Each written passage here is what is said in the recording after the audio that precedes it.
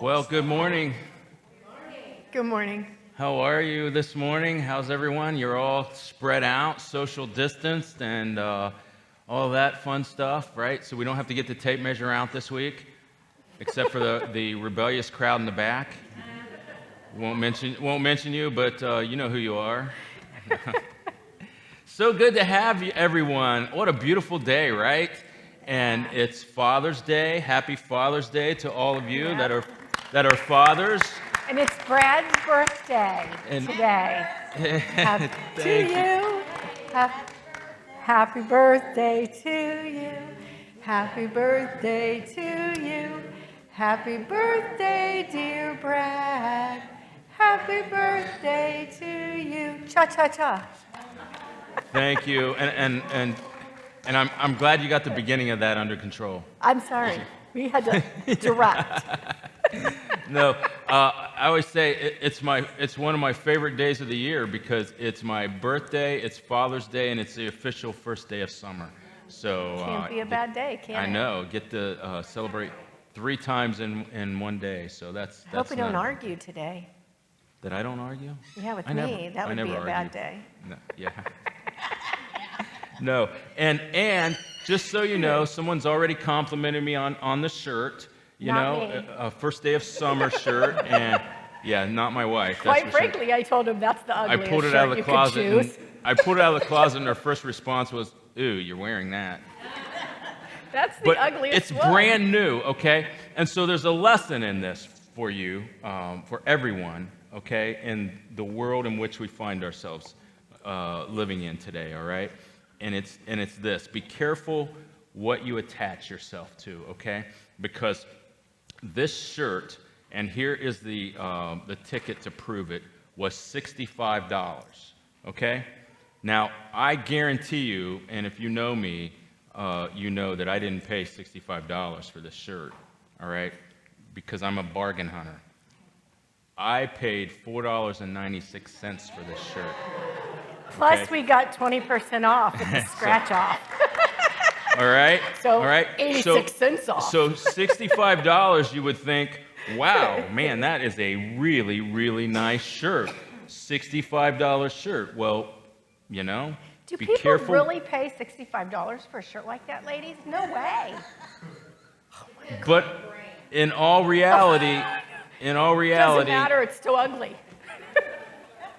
okay, this crowd's already out of control. It's a good thing you're home. For those that you're watching online, in all reality, it's $4.96 is what this shirt's worth, all right, minus 20%, whatever that is. So anyway, happy Father's Day, happy first day of summer, and if anybody else shares today as a birthday, happy birthday. There, we covered everything. How's that? And it is a beautiful day. Just a couple reminders, as you know. We ask it that you social distance when you come in. There's hand sanitizer just about everywhere, and what else? I don't know. There's other rooms are closed, all that kind of stuff. But let's be in prayer. There's obviously we have all heard there's a spike in cases in Huron County. So let's just be in prayer for one another. Let's be in prayer for those that are ill. And we've had folks that have said, hey, that have been coming out that says we're staying in for a little while longer, and let's be in prayer for them as well. But also, thank you for those that continue to volunteer and continue to help be the church, right? That's what we've been teaching on, just to be the church outside the building. So those of you that have done that, we're so honored and so blessed that you participate in ministry in that way. And the church looks beautiful. The facility looks beautiful outside. And we thank all of you that have participated in that. And anyway, we're blessed, aren't we? We're so blessed. And we appreciate each and every one of you. So with that said, let's pray. Oh, one more announcement before I forget. Next Saturday is our North Central Ohio District Assembly, and those of you that are participating because you're delegates, I either have or will give you a card that explains to you how to get online. It will be held online. It will not be an in-person meeting. It'll be via Zoom, and so you'll have that information if you're required to, or you've been asked to participate. And we encourage all of you to participate, and we'll give you that information via email this week, so that you can jump online next Saturday from 9 a.m. to 12:30 p.m., all right? And you'll be able to participate in our North Central Ohio District Assembly, all right? So, and if there's any of you that still want to jump on and help with, be a part of the lawn care team and mowing, we certainly could use your help. So just let myself or Dawn know, and we'll make sure you're on that rotation, okay? Let's pray.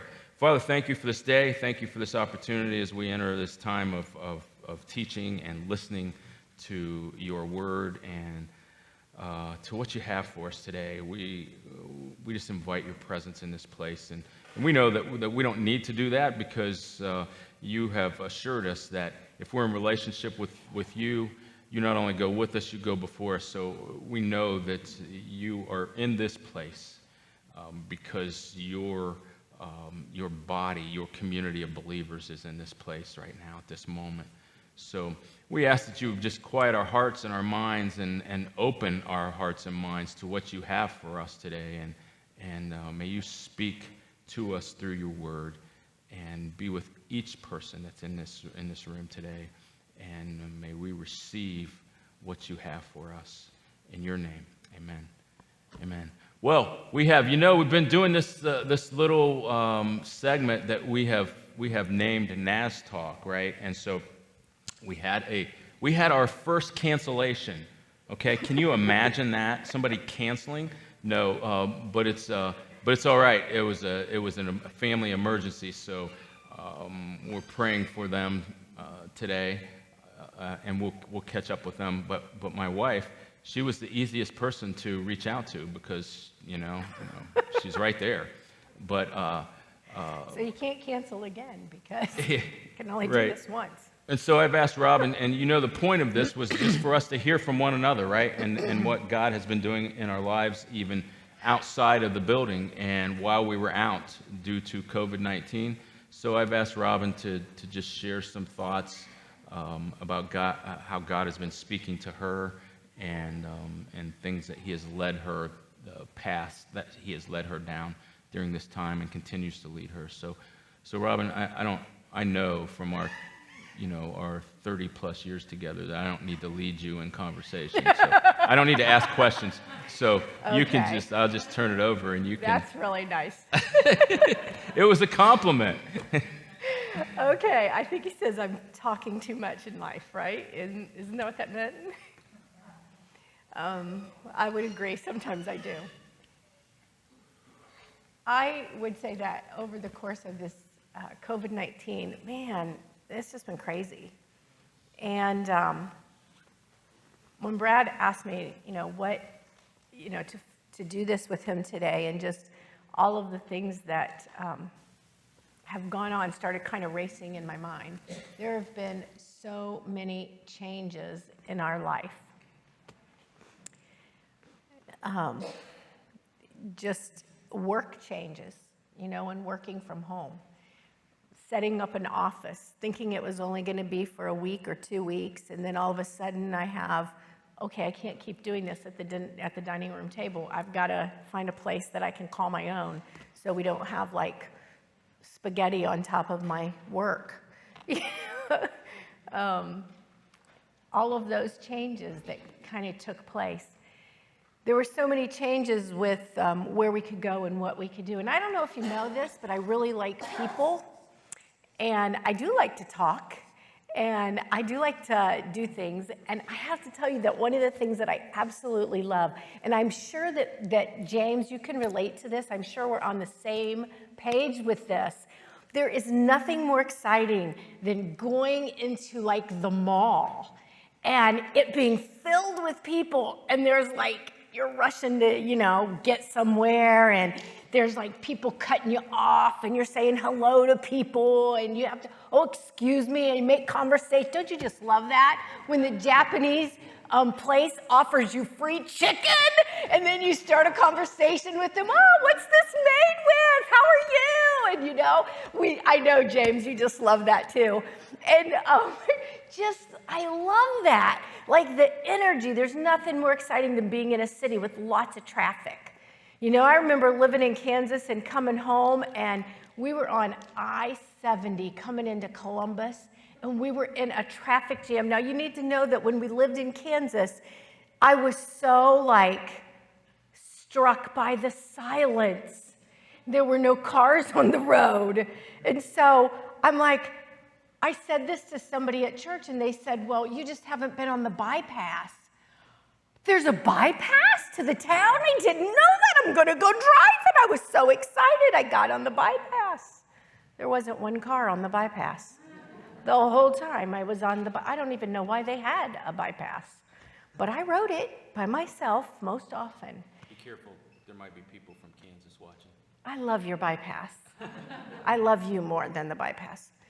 But you know, like I remember being on 70 coming into Columbus that time, and I'm driving, and everybody in the car was asleep.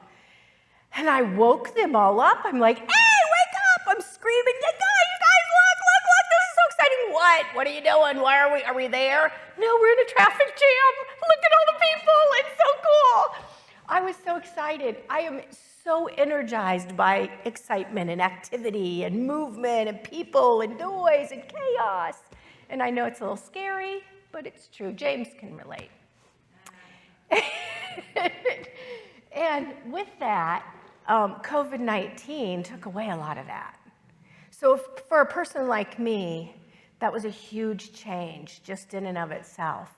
Not walking to school and walking the halls and the excitement of all the kids talking and all the motion and all the commotion and all the energy that you have to have. That was hard for me. Going to the grocery stores is just not the same. You know, I was at the hospital yesterday. My mom was admitted to the hospital. And last night when we were taking her to her room, it was me, the transport girl pushing the bed, and my mom. Not one other person in the hospital hallways. It was silent. There was no cafeteria to go to meet people. I met nobody but nurses while I was there. That's just not right. For me, that's a really hard thing. And that was a change in this COVID. And I remember last night as I was driving home saying to God, oh, I just really want our lives back. I just really want everything to go back. I miss all of the things that were. And I don't know that our world is going to go back to that. I mean, I think we're here. I think things have changed. I don't want the conflict between races of people. I want us to just get along and to love each other. I don't want the chaos of not being in chaos. For me, that creates this internal chaos that I don't know what to do with, the silence. I want all of these things back. And I think the greatest lesson that I have learned through all of the COVID-19, and what I remember last night as I was driving home, the Lord I felt like he was just in the car with me and just reminding me, Robin, remember I told you it doesn't matter what changes, I never do. I am still the way, the truth, and the life. No man comes to me comes to the Father except through the Son. I am still the great healer. I am still the rock that the church is built on. I am still your fortress and your refuge and your God, and I never change. And I needed that. That has been kind of the overarching personal time with the Lord that I have had. Just God reminding me that no matter what changes, he never does. He is still there as my refuge and my strength. And I am going to grasp a hold of the joy of the Lord is my strength. And even when I am alone and quiet and going crazy because there's no chaos, I'm going to just grab out and say, okay, the joy of the Lord, The joy of the Lord I can celebrate. I can sing from the mountains in my home and praise him. And even though there's nobody else, I can be crazy at home and I can still worship the Lord because he is the same. He is the same God. And so for me, that's the great lesson and the great takeaway of all of this COVID-19 silence. That's good. Knowing that he is still God. He is still God. He is still the great I am. That's a great reminder, isn't it? Isn't it? Yes. Go on here. Are we on? There we go. Yes, a beautiful reminder. Thank you for sharing that with us, Robin. And hopefully that you all have been able to attest to that while being home and seeing the changes happen right before your eyes, that you have been able to hold on to the fact that he is still the great I am. He is still God. And if you're in relationship with him, he is still the God of your life, and he's still in control, despite what the world may want us to believe, right? And that's a great promise. That's a great promise for us as a community of believers, the body of Christ, being people assembled together by him. So thank you for that reminder, and we are certainly appreciative of that, right? Okay, thanks.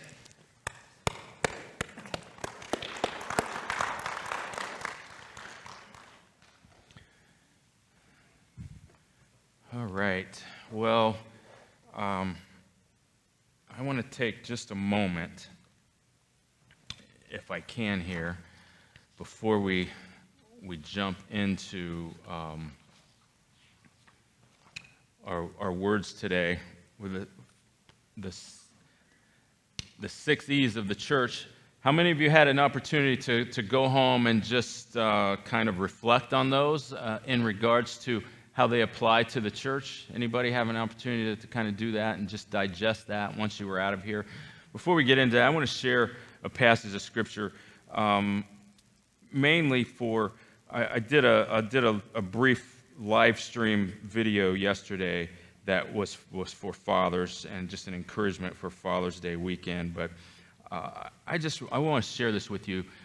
I was reminded this week, I spent another day at my grandmother's house in the Cincinnati area, and I was able to grab off the wall. Remember, I told you the story. We walked in her house in the back door and kind of in this utility room where she had her washer and dryer and her deep freeze and things like that. And then you walked into the kitchen, and the first thing you saw was the wall ahead of you, this sign that had the passage of Scripture on it.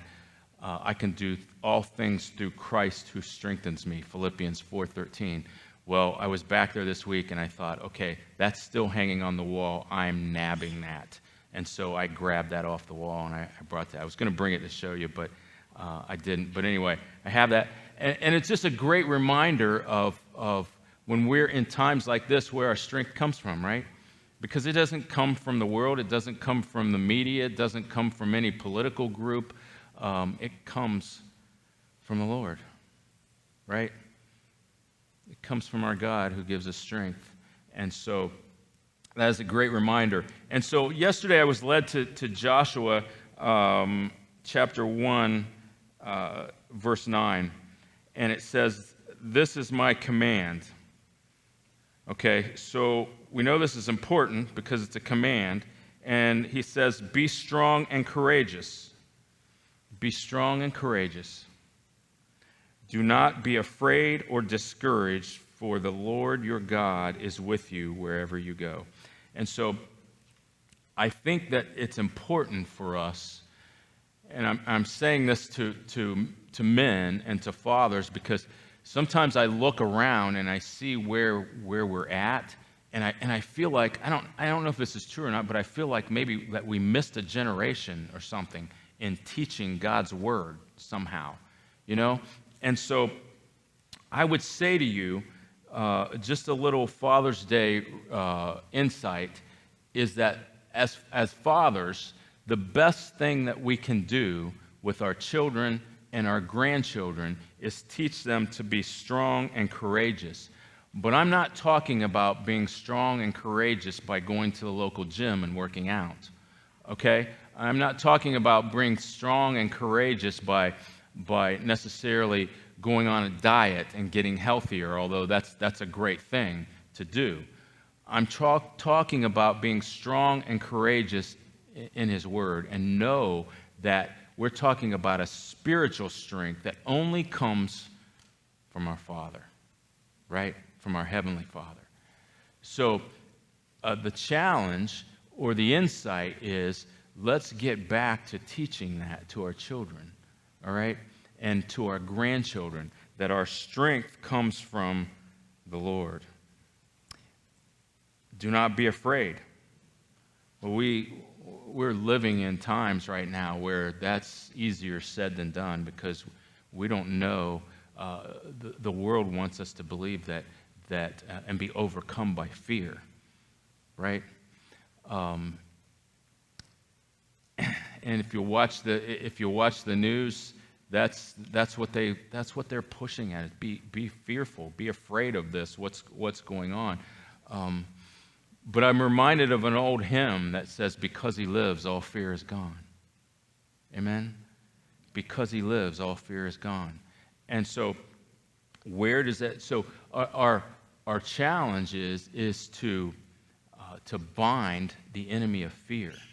All right. How do we do that? It's through our relationship with the Lord. It's through His Word, to bind the enemy of fear. Do not be afraid. Do not be or discouraged. So don't be discouraged. Rather, be an encourager.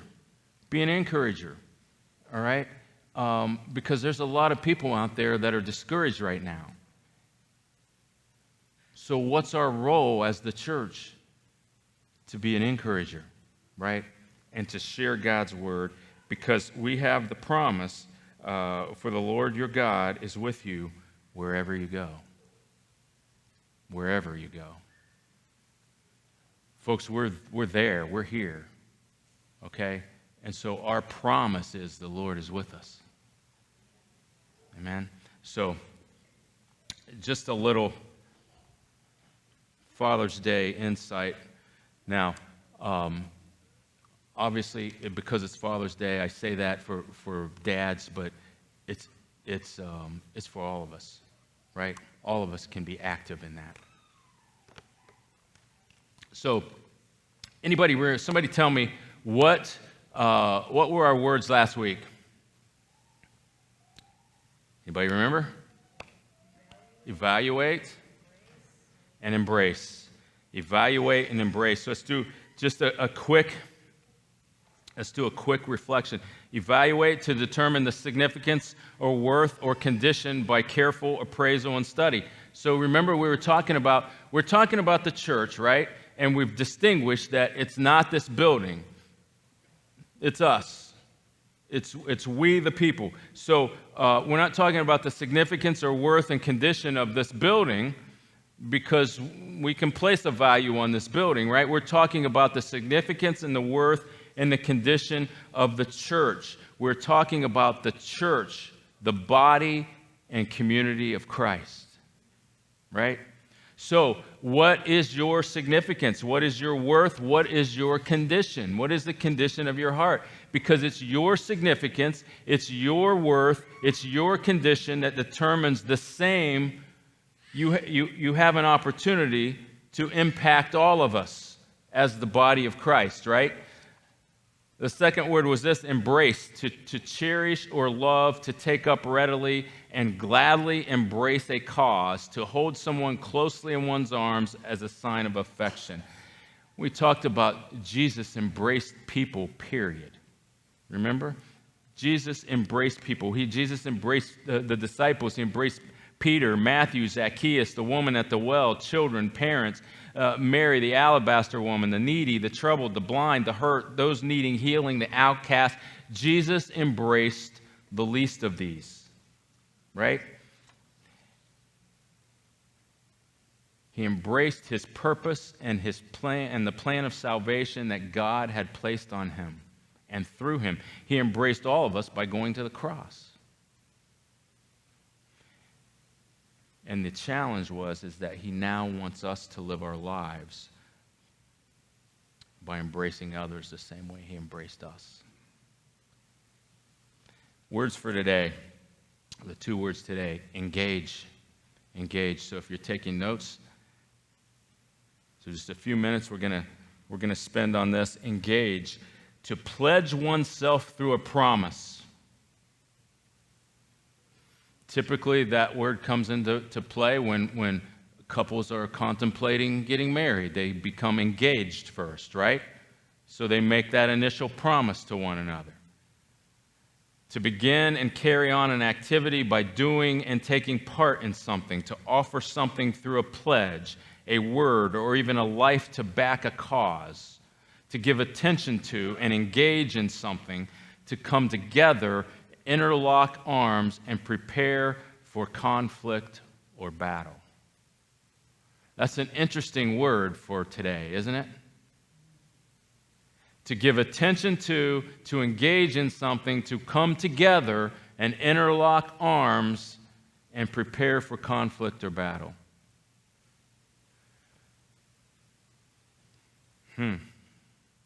That's a good word for the church, right? To interlock arms and prepare for conflict. Jesus often engaged people, and that's his desire for us, to be engaged. When he told us, even when he told us to go in Matthew 28, he pledged to go with us, right? He promised to go with us to the very ends of the age. Go back and check Matthew 28, when we have the instructions to go and make disciples of all the nations. He didn't just leave it at that. He wanted us to be engaged in that, to go and be the church, right? But he promised to go with us. He pledged to go with us through his word and his promise when he said, "And be sure of this, I'm with you always, even until the end of the age." Listen, church, listen, we have something to offer. We have something to offer that the world needs, and the world needs it more than ever. It's his love to those that don't feel loved. It's his hope to the hopeless. It's his encouragement to the discouraged. And it's his light in darkness. We have that to offer as the church, as believers, as a community. Perhaps the call to engagement is to lock arms and prepare for what's tomorrow. Prepare for what's next. The church has to be strong.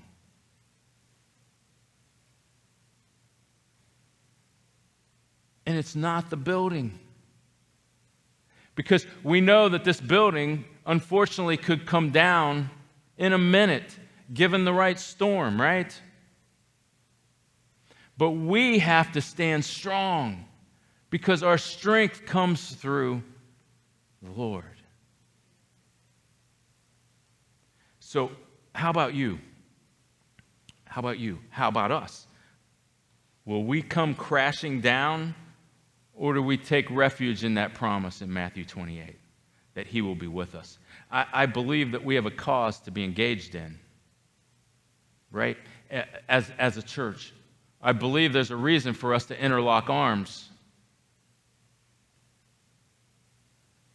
and not seek conflict, but be ready. I believe that our cause is to be the love of Christ, is to be the hope of Christ, and to be the light of Christ in darkness. I believe that's our cause, and that's the reason why that we need to be engaged in, and people need the church, meaning that they need you and I to speak into their lives. Engaged. That's an interesting word, isn't it? Because most of you, when you heard that, you probably thought back to when you became engaged, okay? Anybody go back to that time in your mind? Did you automatically think, hey, I remember that? Some of you, yes. Some of you, no. I can't remember back that far.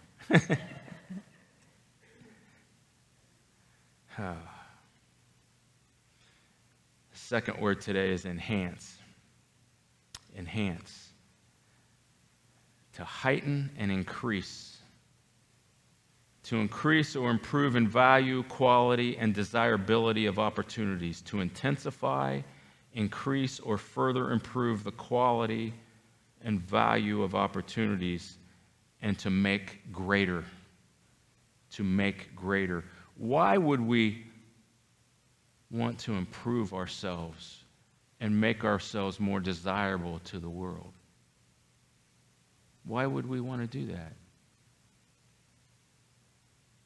Well, we're the church, right?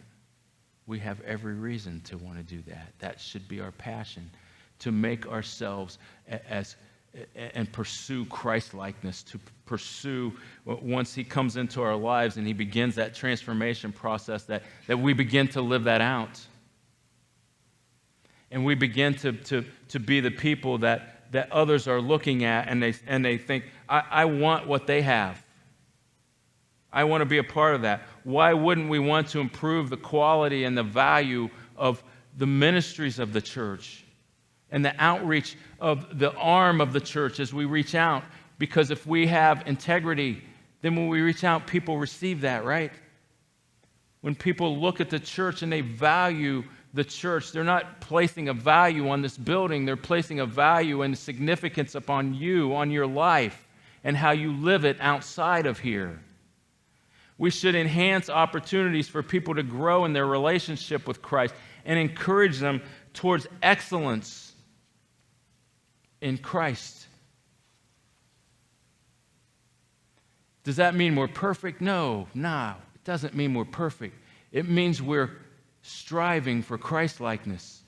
It means that the desire of our heart should be that when the world sees us, they get a glimpse of who Jesus is.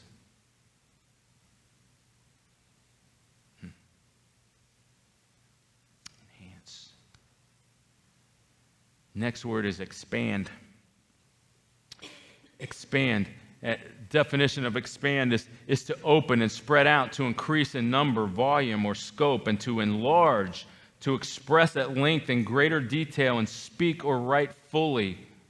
An expansion of your theme or your focus, to feel generous or optimistic about becoming larger and more extensive. What does that even mean? You may be saying, what's that even mean? How does that even apply to us, Pastor Brad? Well, here's an example for you. We, the church, we should be willing to expand.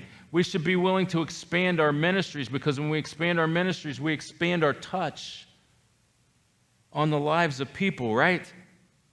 We expand our outreach, we expand our opportunities as God continues to lead us and call us and guide us and develop us and change us and challenge us and encourage us and love us. He does all of those things in our life. And so it should be our purpose and our passion to share all of that we're receiving from Him to those that are in the world, right? I don't know about you, but I believe that God can change what's going on right now.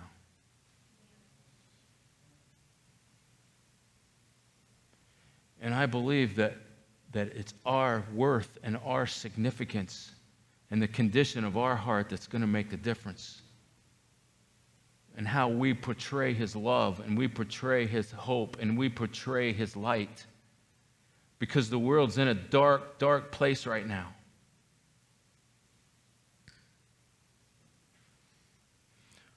Why are these words even important in the church? The 6 E's of the church, these 6 words, why are they even important? Because they're important, friends, because our eternity depends on it.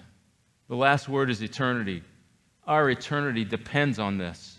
And eternity is an infinite or unending time lasting throughout time, the quality or state of being eternal, the state after death, a seemingly endless or immeasurable time.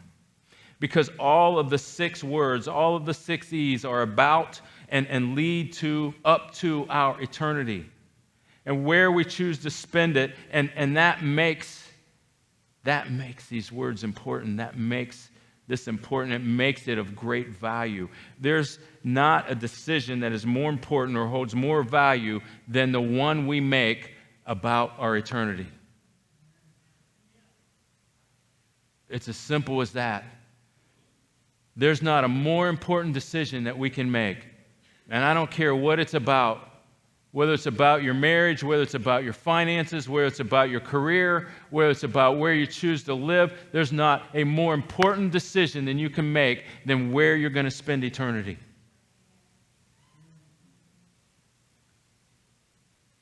Evaluation, embrace, engage, enhance, expand, and eternity. We should not follow our own agenda. The world would want us to believe that what we need to do is to follow our own agenda, to follow our own thought process, to do everything that the world's doing. But we will follow God's agenda. And we will follow His will for our life, because that will display the condition of our heart. That will display our worth and our value. Because following His agenda means that we follow His time as well. For most of us, we're probably thinking, well, why hasn't God just ended this right now?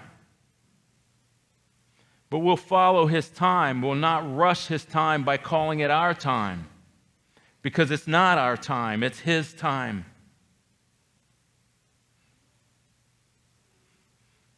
One of my favorite passages of Scripture is in 1 Corinthians. And I love it because of all of the characteristics that it talks about. And I've always felt like in my strive to be Christ-likeness, these are important. Because I always look at these and I think these are the characteristics of Christ. And as I pursue to be like Him, I have to be like these. And they have to become part of my life, and I'm not perfect at it.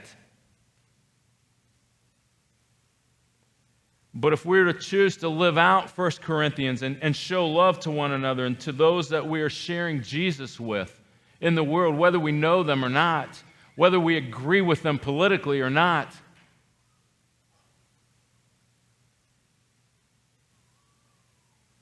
I'm not sure by His track record that Jesus would care about those things. When He embraced people, He didn't ask questions first. Anybody else read that?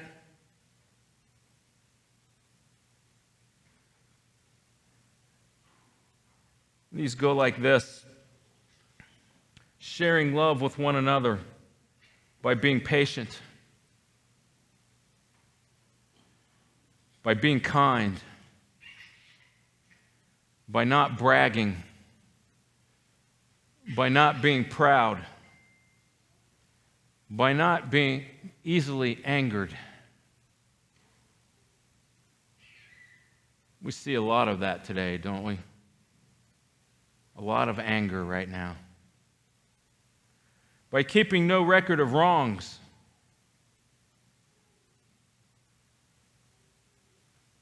That's a hard one, isn't it?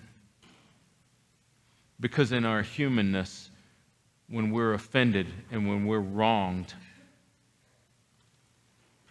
we want to keep even a mental note of it, right? We want to bank it up here and say, oh, I want to remember that, what that person did to me or said about me.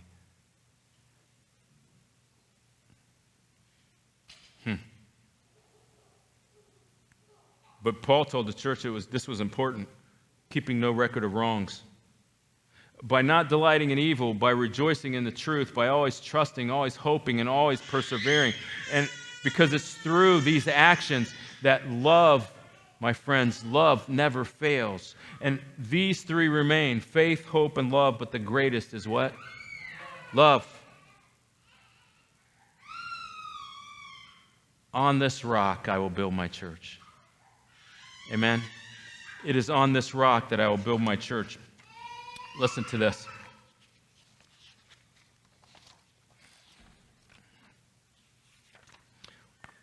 What is our significance? What is our worth?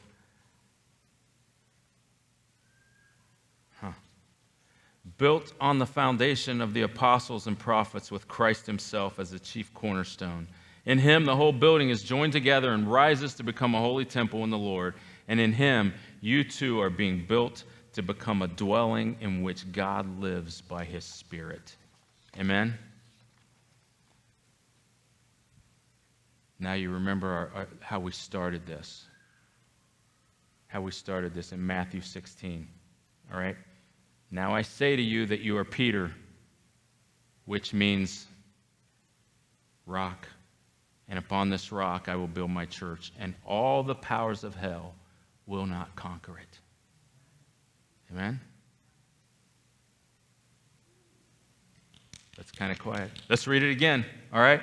Now I say to you that you are Peter, which means rock, and upon this rock I will build my church, and all the powers of hell will not conquer it.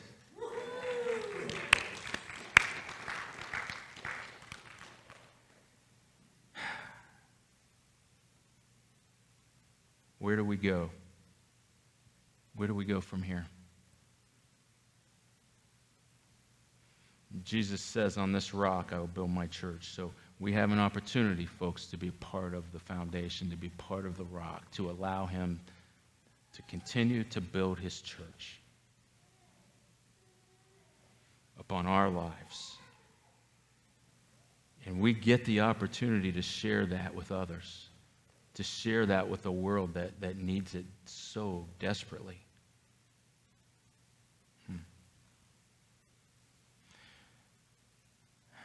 For those of you watching today, if you just close your eyes and bow your heads, we're going to close here in just a minute in prayer. If you're watching us online today,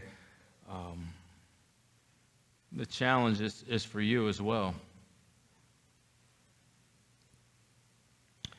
Is to go be the church. Is to go pray, go serve, go love, and go be the church. As I asked you last week, I'm going to ask you, if you're watching online and you would like us to pray for you, to pray with you over something, if it's just a matter of you saying, I want to be the church. I've not been, but I want to be. Would you just let us know that in the chat forum so we know how to pray for you? And if you're in person today, and that's your prayer, would you just slip up your hand so we know? We had a number of folks last week so that we know how to pray for you. I see that one hand in the back. Anyone else?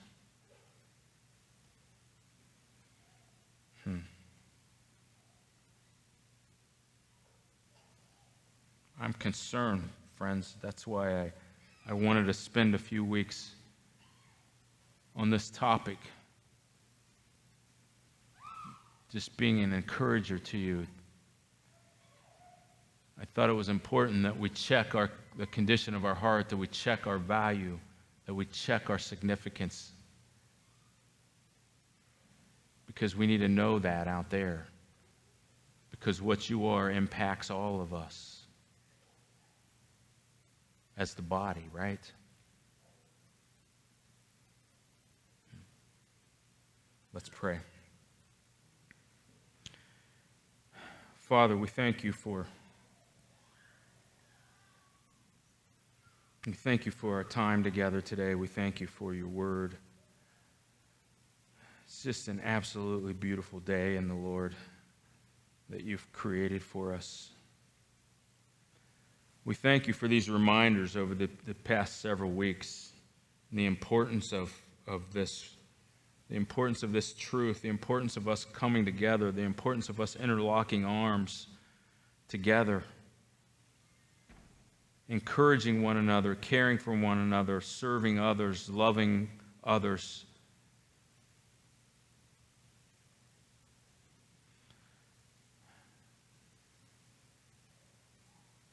I pray for the condition of our minds and our hearts. May we be overwhelmed with your presence. And I pray that you would continue to guide and direct and lead as only you can do. that you would do all of those things with us, your body, your church. Would you put us in places, Father, where we can make a difference, that we can impact someone's life with your truth and your love by showing and speaking a word of hope, a word of encouragement. For those that are here today, we pray for each and every one of them, the homes that are represented. Would you bless their homes? Father, those that are watching online, would you do the same? You speak into their lives and give us the courage. This is we read from Joshua 1:9. Give us the courage and the strength, Father, to be all that you would have us be. And we will give you praise and honor in your wonderful name. Amen. Amen. Bless you. God is good, right? All right. Well, we're there. I'm so thankful for you.